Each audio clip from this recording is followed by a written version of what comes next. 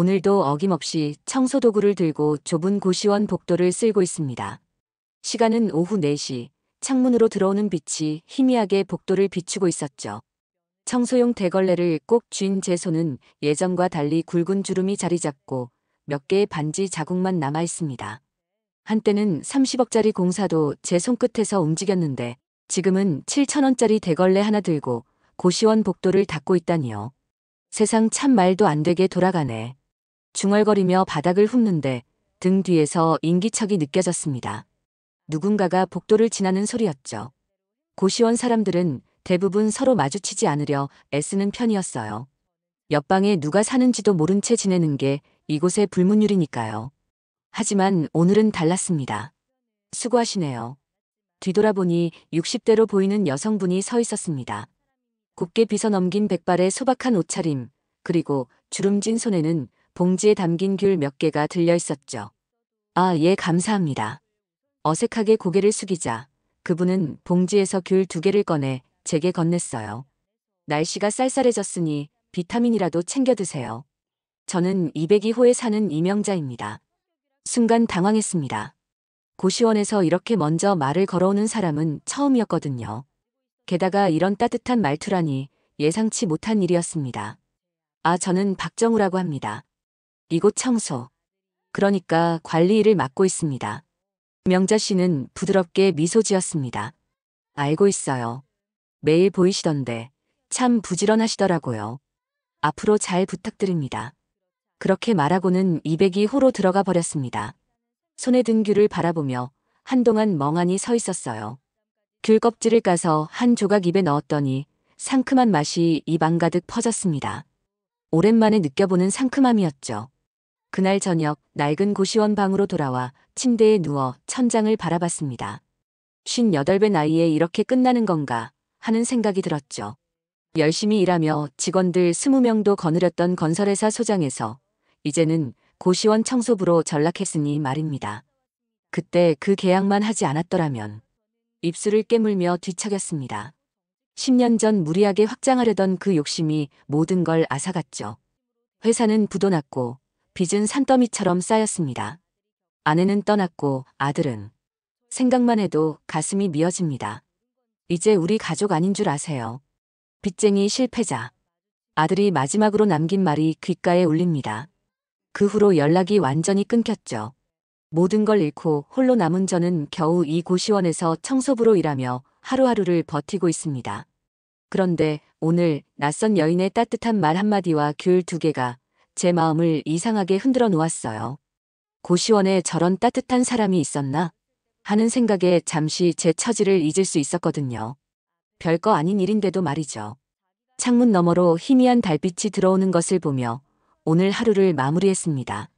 내일도 똑같은 하루가 기다리고 있겠지만 왠지 조금은 다른 하루가 될 것만 같은 예감이 들었어요. 그날 이후로 일주일쯤 지났을까요?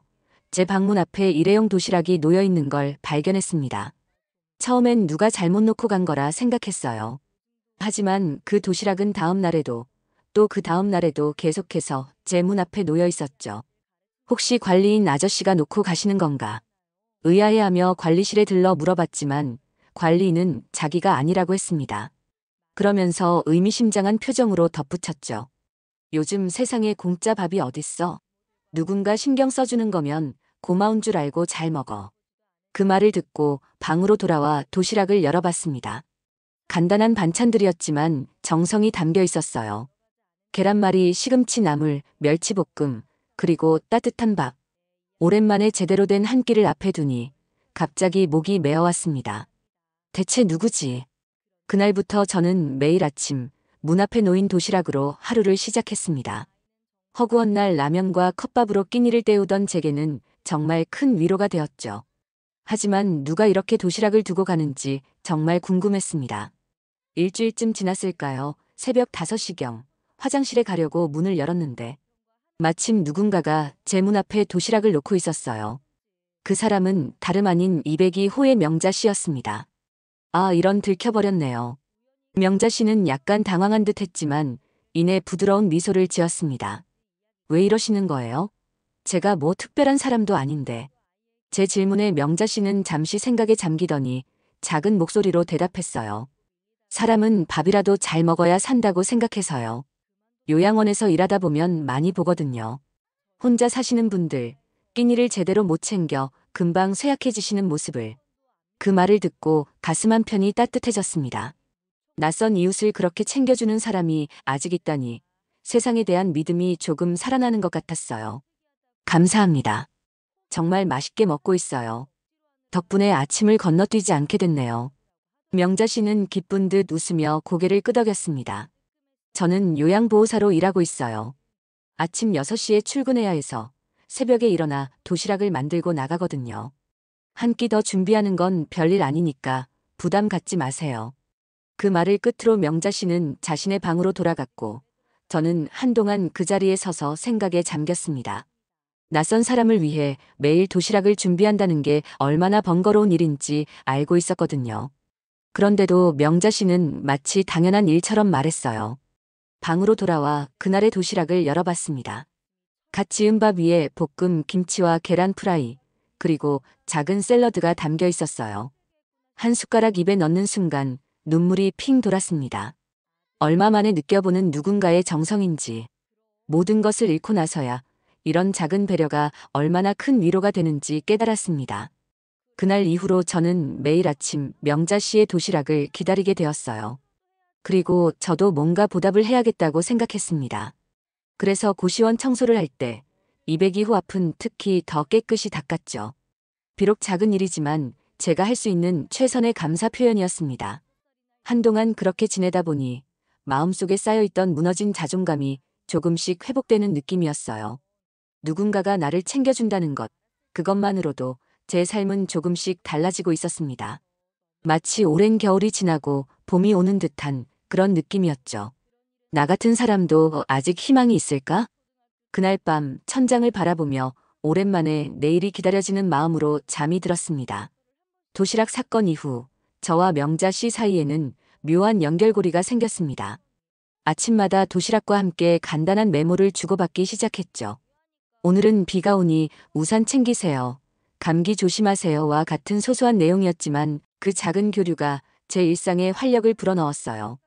어느 늦은 밤 고시원 쓰레기를 정리하고 마지막 청소를 마무리하던 중이었습니다. 복도 끝에서 희미한 훌쩍임 소리가 들려왔어요. 소리가 나는 쪽으로 다가가 보니 202호 앞 복도에 명자 씨가 쪼그려 앉아 어깨를 떨고 있었습니다. 괜찮으세요? 조심스레 다가가 물었습니다. 명자 씨는 깜짝 놀라 고개를 들었고 눈물로 번진 얼굴을 급히 손으로 가렸어요. 아, 정우 씨. 이런 모습 보이려던 게 아닌데. 그녀의 손에는 작은 사진 한 장이 쥐어져 있었습니다. 여전히 어깨를 떨며 말을 이어갔어요. 오늘 요양원에서 어르신 한 분이 돌아가셨어요. 80세의 할머니셨는데 자식들 한 번 못 보고 가셨어요. 명자 씨의 목소리가 흔들렸습니다. 마지막에 손을 꼭 잡으시더니 내 아들 왔니? 하시는데 그 말이 마지막이었어요. 눈물을 참으려는 듯 입술을 깨물었지만 결국 명자 씨는 흐느끼고 말았습니다. 저는 어떻게 위로해야 할지 몰라 한동안 그저 옆에 서 있었어요. 그때 문득 깨달았습니다. 이 사람도 뭔가 큰 아픔을 안고 있구나 하고요. 괜찮으세요? 물이라도 한 잔 드릴까요? 제 말에 명자 씨는 고개를 저었습니다. 괜찮아요. 그냥 잠시 약해졌네요. 매번 이러면 안 되는데 오늘따라 더 마음이 아프네요. 복도 벽에 기대어 앉은 명자 씨 옆에 저도 조심스레 앉았습니다. 좁은 복도에서 우리는 그렇게 한동안 말없이 있었어요. 정우 씨는 가족이 있으세요? 갑자기 명자 씨가 물었습니다. 순간 가슴이 철렁 내려앉았어요. 제게 가장 아픈 질문이었으니까요. 있었습니다. 지금은 없어요. 짧게 대답했지만 명자 씨의 눈빛이 제 마음을 꿰뚫어보는 것 같았습니다. 아마 그녀도 비슷한 상처가 있나 봅니다. 저도요. 있었어요. 아들이 하나 있었는데 명자 씨의 목소리가 다시 떨리기 시작했습니다. 더 이상 말을 잇지 못하고 사진을 꼭 쥐었어요. 그 모습을 보니 제 가슴도 아파왔습니다. 저도 모르게 명자 씨의 손을 살며시 잡았어요. 오늘은 쉬세요. 내일 이야기해도 괜찮습니다. 명자 씨는 고맙다는 듯 미소를 지었고 천천히 일어났습니다. 방문 앞에 서서 작게 말했어요. 정우 씨, 내일 저녁에 시간 되세요? 제가 반찬을 좀 만들어 놨는데 혹시 같이 먹을래요? 갑작스러운 제안에 놀랐지만 거절할 이유가 없었습니다. 네, 좋습니다. 명자 씨는 고개를 끄덕이고 방으로 들어갔습니다. 저는 한동안 그 자리에 서 있었어요. 이상한 감정이 가슴을 채웠습니다. 오랜만에 누군가와 저녁을 함께한다는 생각에 설렘과 두려움이 교차했죠. 그날 밤 침대에 누워 천장을 바라보는데 갑자기 아들 생각이 났습니다. 마지막으로 본 게 벌써 5년 전이라니. 그 아이에게 상처 준 건 제가 맞지만 그래도 가끔은 보고 싶어요. 명자 씨의 눈물이 유독 마음에 와닿은 건 아마 저도 비슷한 아픔을 가지고 있어서겠죠. 아들아, 아빠가 미안하다. 속삭이듯 중얼거리며 그날의 복도에서 마주한 명자 씨의 훈우임을 떠올렸습니다. 그녀의 눈물 뒤에 숨겨진 이야기가 궁금해졌어요. 아마 내일 저녁 조금은 알 수 있겠죠. 창밖으로 비가 내리기 시작했습니다. 빗방울 소리를 들으며 오랜만에 누군가의 식탁에 초대받는다는 생각에 마음이 따뜻해졌습니다. 비록 초라한 고시원의 작은 방이겠지만 그곳에서 나눌 이야기가 기다려졌어요. 다음 날 저녁 약속한 시간보다 10분 일찍 202호 앞에 서 있었습니다. 손에는 작은 과일 바구니를 들고 있었죠. 퇴근길에 마트에 들려 사과 몇 개와 배를 샀어요. 비록 큰 선물은 아니지만 빈손으로 가기는 민망했거든요. 문을 두드리자 곧바로 명자 씨가 문을 열었습니다. 어제와는 다른 표정으로 환하게 웃고 있었어요. 어서 오세요. 정확히 오실 줄 알았어요. 방 안으로 들어서자 소박하지만 정갈한 밥상이 눈에 들어왔습니다. 멸치볶음, 깻잎 무침, 그리고 김이 모락모락 나는 된장국이 테이블 위에 놓여 있었어요. 오랜만에 보는 집밥 풍경에 가슴이 따뜻해졌습니다. 앉으세요. 밥 다 됐어요. 명자 씨는 밥을 푸는 동안 저는 어색하게 주변을 둘러봤어요.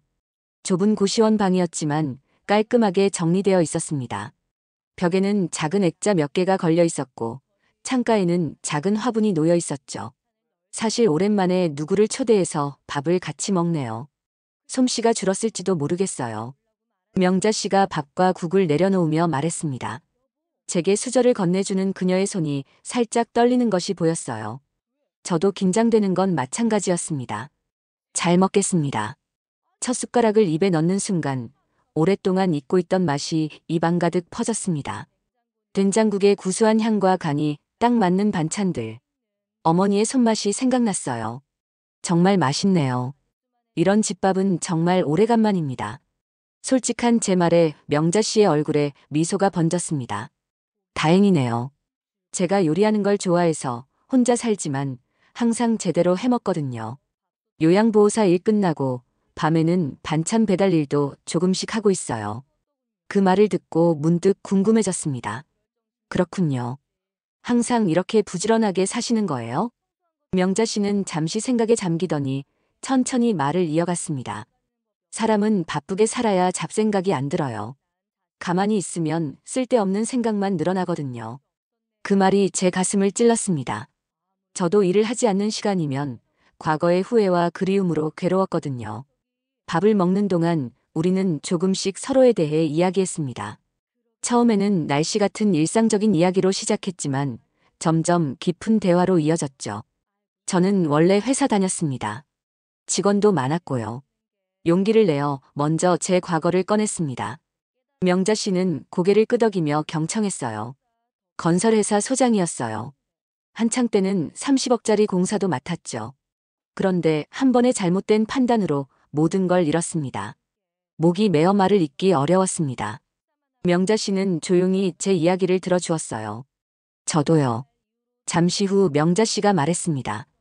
간호조무사로 오래 일했어요. 자식도 있었고요.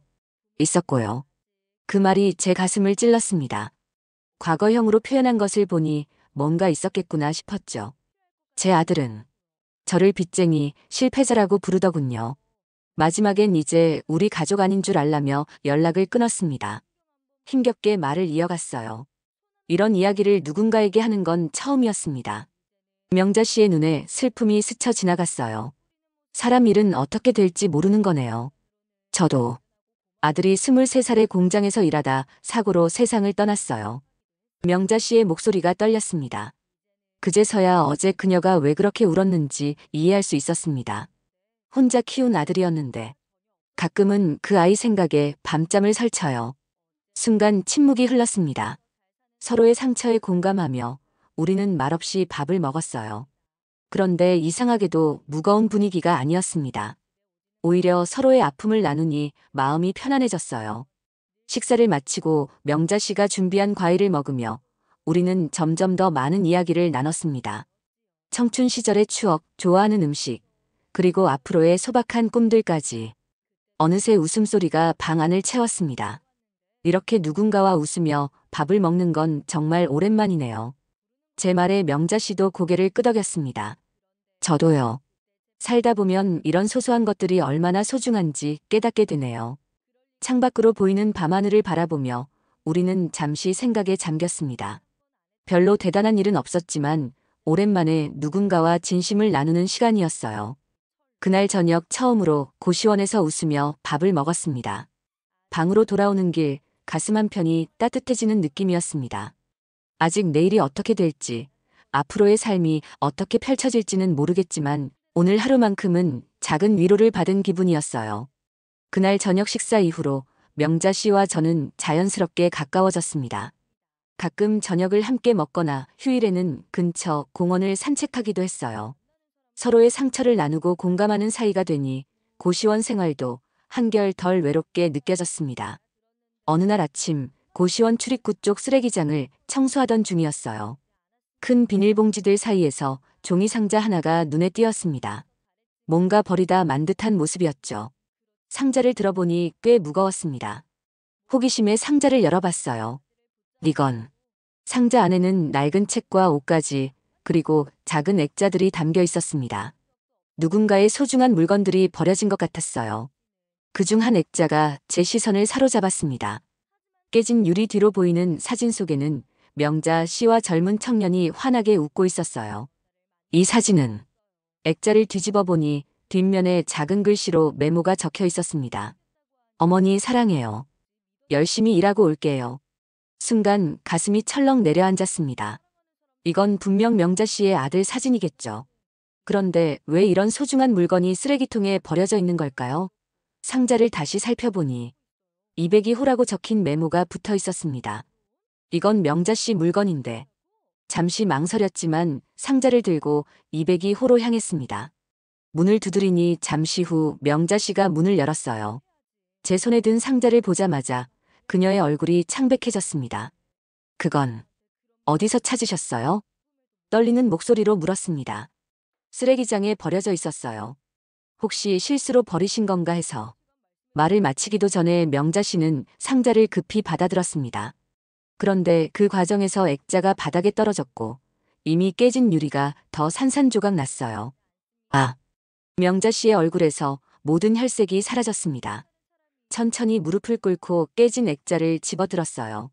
그 순간 그녀의 눈에서 눈물이 주르륵 흘러내렸습니다. 민수야. 작은 속삭임과 함께 명자 씨는 흐느끼기 시작했어요. 그 모습을 보니 가슴이 미어졌습니다. 조심스럽게 그녀의 어깨에 손을 얹었어요.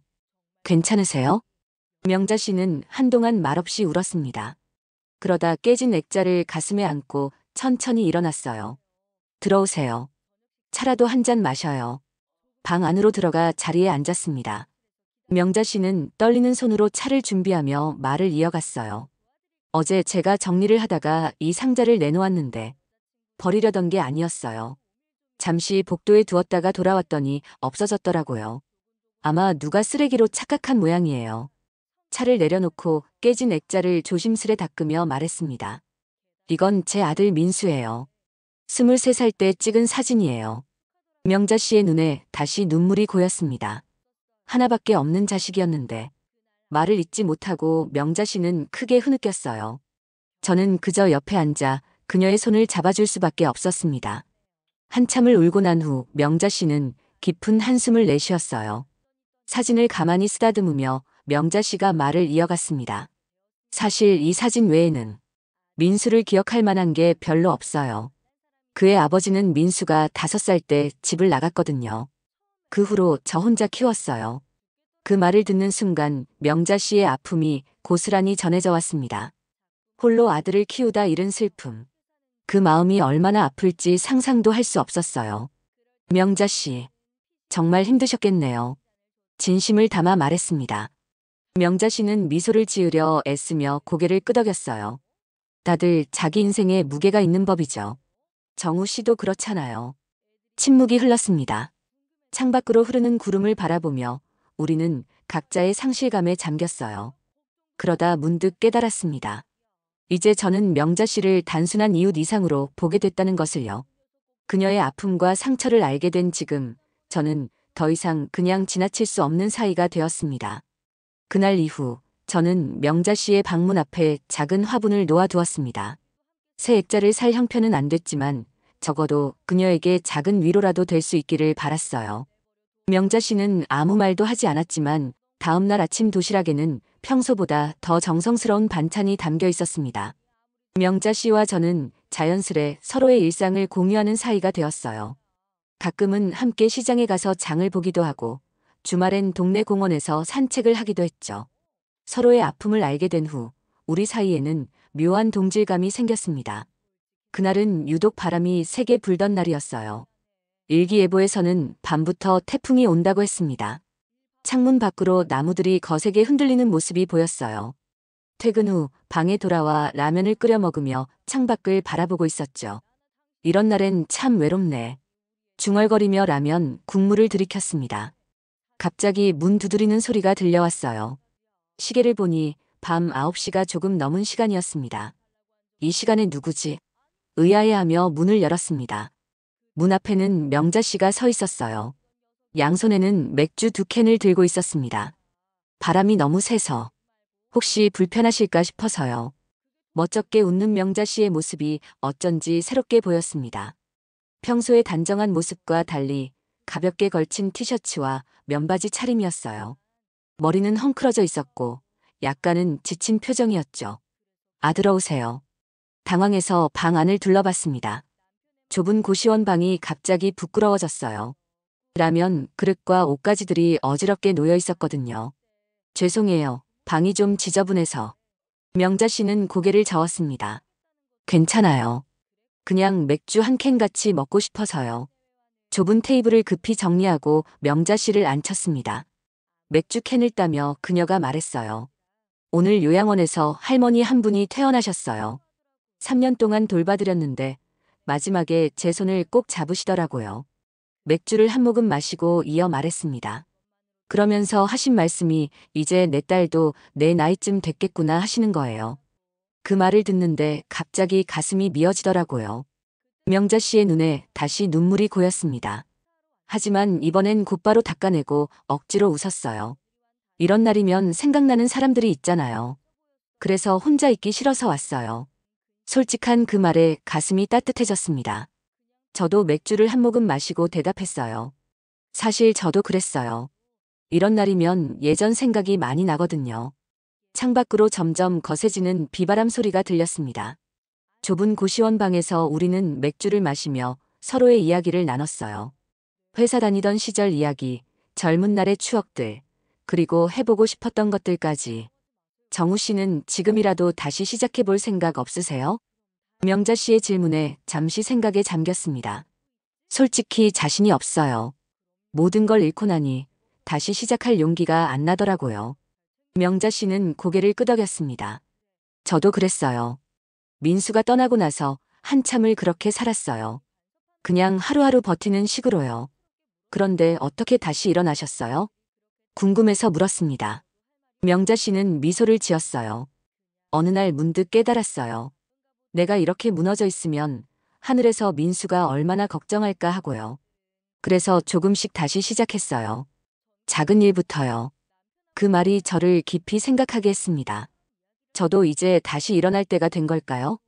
맥주가 거의 바닥날 무렵 우리의 대화는 더욱 깊어졌습니다. 평소엔 말하지 못했던 감정들, 꿈꾸던 것들, 그리고 서로에 대한 감정까지. 이 나이에 누군가랑 이렇게 웃는 거 얼마만인지 모르겠네요. 명자 씨가 갑자기 웃음을 터뜨리며 말했습니다. 그 모습을 보니 저도 따라 웃게 되었어요. 좁은 고시원 방에서 우리는 처음으로 소리내 웃으며 맥주를 마셨습니다. 밤이 깊어질수록 태풍은 더욱 거세져 갔지만 방 안은 이상하게도 따뜻했습니다. 누군가와 함께 있다는 것, 그것만으로도 외로움이 덜해지는 기분이었어요. 이젠 돌아가 봐야겠네요. 늦었네요. 명자 씨가 일어섰습니다. 문 앞에서 잠시 망설이다가 말했어요. 오늘 정말 고마워요. 덕분에 외롭지 않았어요. 그 말을 듣는 순간 이상한 감정이 가슴을 채웠습니다. 오랜만에 누군가에게 필요한 사람이 된 것 같은 느낌이었어요. 저도 정말 좋았습니다. 또 오세요. 명자 씨는 미소를 지으며 고개를 끄덕였고 자신의 방으로 돌아갔습니다. 그날 밤 비바람 소리를 들으며 누워있는데 문득 생각했습니다. 이 좁은 고시원에서 만난 이 인연이 제게 새로운 시작이 될 수도 있겠다고요. 어느 금요일 저녁 퇴근길에 작은 용기를 내어 꽃집에 들렀습니다. 비싼 꽃다발은 살 형편이 안 됐지만 작은 카네이션 5송이를 샀어요. 명자 씨가 종종 카네이션이 좋다고 말했던 것이 기억났거든요. 그날 저녁 마음을 단단히 먹고 202호 문을 두드렸습니다. 문이 열리고 명자 씨가 나타났어요. 퇴근한 듯 아직 요양보호사 유니폼을 입고 있었습니다. 정우 씨, 무슨 일이세요? 당황한 기색이 역력했어요. 저는 떨리는 손으로 꽃을 내밀었습니다. 별것 아니지만 감사의 마음으로. 명자 씨의 눈이 동그래졌습니다. 꽃을 받아들며 그녀의 얼굴에 붉은 기운이 돌았어요. 이런 걸 다. 고마워요. 방 안으로 들어가 꽃병을 찾는 명자 씨를 따라 들어갔습니다. 테이블 위에는 방금 배달을 마친 듯한 반찬통들이 쌓여 있었어요. 오늘도 배달하셨군요. 명자 씨는 고개를 끄덕였습니다. 네, 요즘 조금씩 단골이 늘고 있어요. 5집 정도 매일 저녁 반찬을 만들어 배달해요. 꽃을 정성스레 꽂으며 말했습니다. 그 모습을 보니 가슴이 따뜻해졌어요. 명자 씨는 꽃병을 창가에 놓고 차를 준비했습니다. 오늘 무슨 특별한 날인가요? 궁금한 듯 물었습니다. 저는 심호흡을 하고 용기를 내어 말했어요. 특별한 날은 아니지만 그냥 하고 싶은 말이 있어서요. 명자 씨는 차를 내려놓고 의자에 앉았습니다. 긴장된 표정이었어요. 사실 명자 씨를 만나고 나서 제 삶이 많이 달라졌어요. 말을 시작하자 갑자기 목이 메어왔습니다. 하지만 더 이상 미룰 수 없었어요. 제가 전부 다 잃고 가장 밑바닥에 있을 때 명자 씨가 건네준 그 도시락이 저를 살렸어요.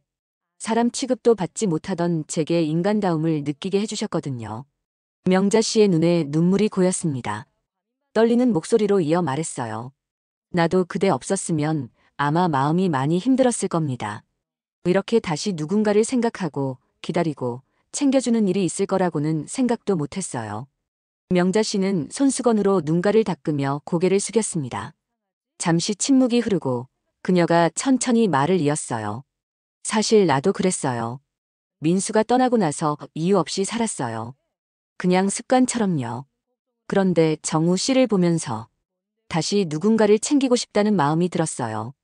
그냥 좋은 사람 같아서 밥이라도 잘 먹게 해주고 싶었어요. 그녀의 솔직한 고백에 가슴이 벅차올랐습니다. 조심스럽게 물었어요. 앞으로도 계속 이렇게 지낼 수 있을까요? 명자 씨가 고개를 들었습니다.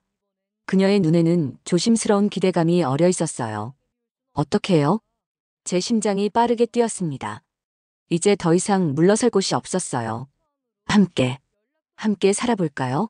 그러니까 서로 의지하면서요. 말을 마치자마자 얼굴이 화끈거렸습니다. 명자 씨는 놀란 표정으로 저를 바라봤어요. 순간 후회가 밀려왔습니다. 너무 성급했나? 부담을 드린 건 아닐까? 불안한 마음이 들었어요. 정우 씨. 명자 씨의 목소리가 떨렸습니다. 저도 같은 생각이었어요. 하지만 저는 급히 말했습니다. 물론 무리하실 필요 없습니다. 그냥 제 마음만 전하고 싶었어요. 명자 씨는 천천히 고개를 저었습니다. 아니에요. 그런 게 아니라 제가 걱정되는 건 정우 씨가 후회하실까 봐요. 저는 이제 나이도 많고 가진 것도 없고 말을 하다 말고 시선을 떨구었습니다. 저는 조심스럽게 그녀의 손을 잡았어요. 제가 뭐가 있다고요? 내가 가진 게 너무 없어서요. 오히려 제가 민폐가 될까 걱정인데. 명자 씨의 눈에서 눈물이 흘러내렸습니다. 하지만 이번엔 슬픔의 눈물이 아니었어요. 가진 게 없다고요? 내 도시락 먹으며 위로받은 당신의 미소, 그거면 돼요. 그 말에 저도 눈물이 났습니다. 우리는 좁은 테이블을 사이에 두고 서로의 손을 꼭 잡았어요. 그 순간 모든 말이 필요 없다는 걸 느꼈습니다. 우리는 이미 서로의 마음을 알고 있었으니까요. 이제 어떻게 할까요? 제가 물었습니다. 명자 씨는 천천히 생각을 정리하는 듯 했어요.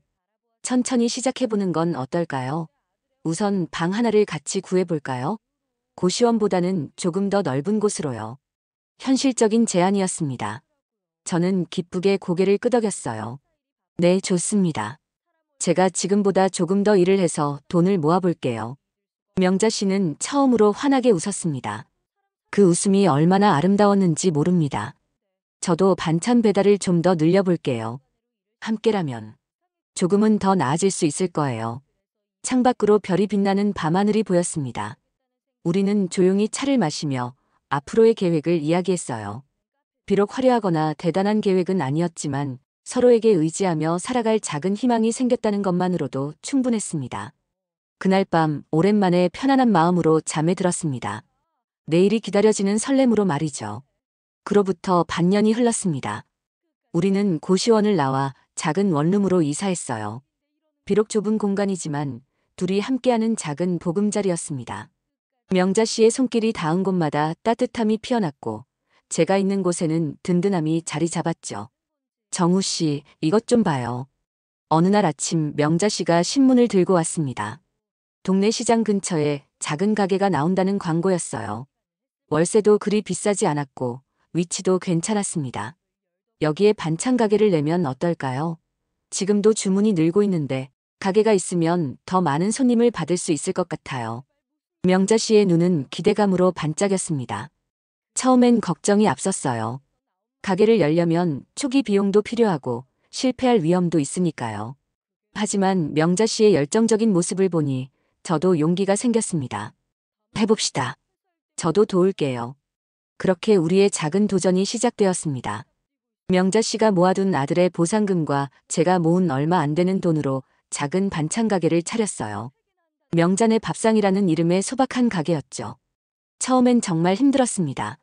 새벽부터 일어나 장을 보고 반찬을 만들고 배달까지 하는 일이 쉽지 않았어요. 저는 가게 앞 청소와 배달을 담당했고 명자 씨는 주방을 맡았습니다. 때로는 지치고 힘들 때도 있었지만 서로가 있어 견딜 수 있었어요. 오늘은 10분이나 오셨어요. 점점 나아지고 있어요.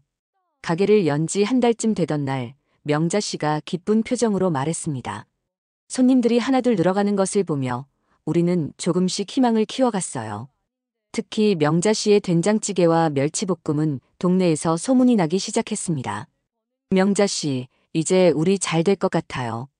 어느 날 밤 하루 일과를 마치고 집으로 돌아오는 길에 말했습니다. 명자 씨는 제 팔짱을 살짝 끼며 미소 지었어요. 네, 정우 씨 덕분이에요.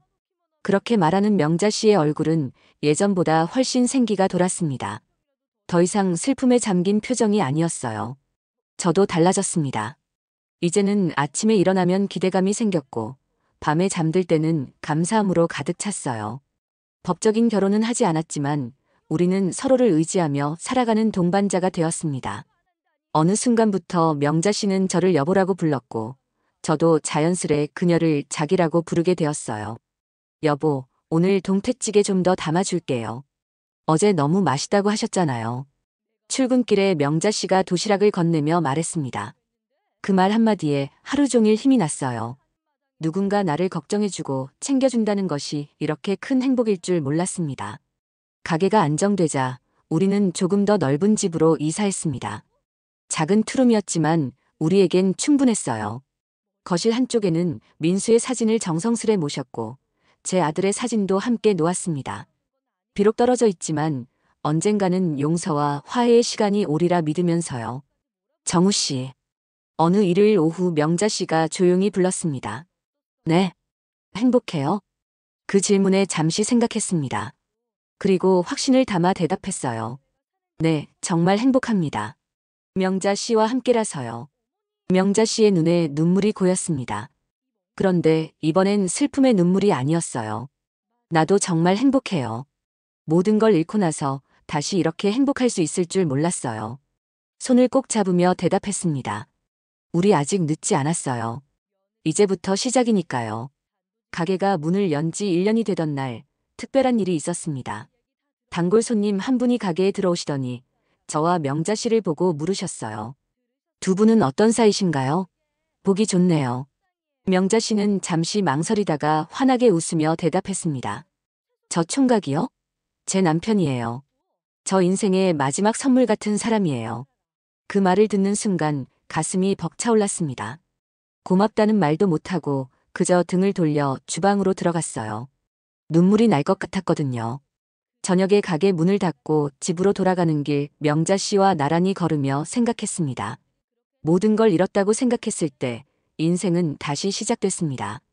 밥 한 끼가 도시락 하나가 인연이 될 줄 누가 알았을까요? 자기야, 내일은 뭐 해 먹을까? 명자 씨가 제 팔짱을 끼며 물었습니다. 저는 웃으며 대답했어요. 뭐든 좋아요. 당신이 해주는 건 다 맛있으니까. 그렇게 우리는 함께 걸어갔습니다. 58과 63, 늦은 나이에 만난 두 사람이지만 우리에겐 아직 많은 시간이 남아 있었습니다. 앞으로의 날들을 함께 채워갈 소중한 시간들이요. 인생은 참 알 수 없습니다. 가장 어두운 밤이 지나면 새벽이 오듯 가장 힘들 때 만난 인연이 평생의 동반자가 될 줄 누가 알았을까요? 고시원 청소부에게 매일 도시락을 챙겨주던 옆방 여인, 그녀의 정성 앞에 이제는 매일 아침 감사의 마음으로 무릎을 꿇습니다. 인생의 가장 밑바닥에서 만난 소중한 인연, 우리는 이제 함께 걸어갑니다. 손잡고 서로의 어깨에 기대며 하루하루를 감사함으로 채워가면서요. 오늘도 귀한 시간 내어 끝까지 시청해주신 구독자 여러분 진심으로 감사드립니다. 구독과 좋아요 눌러주시면 부자 되실 거예요. 그리고 여러분의 의견도 댓글로 많이 남겨주세요. 감사합니다.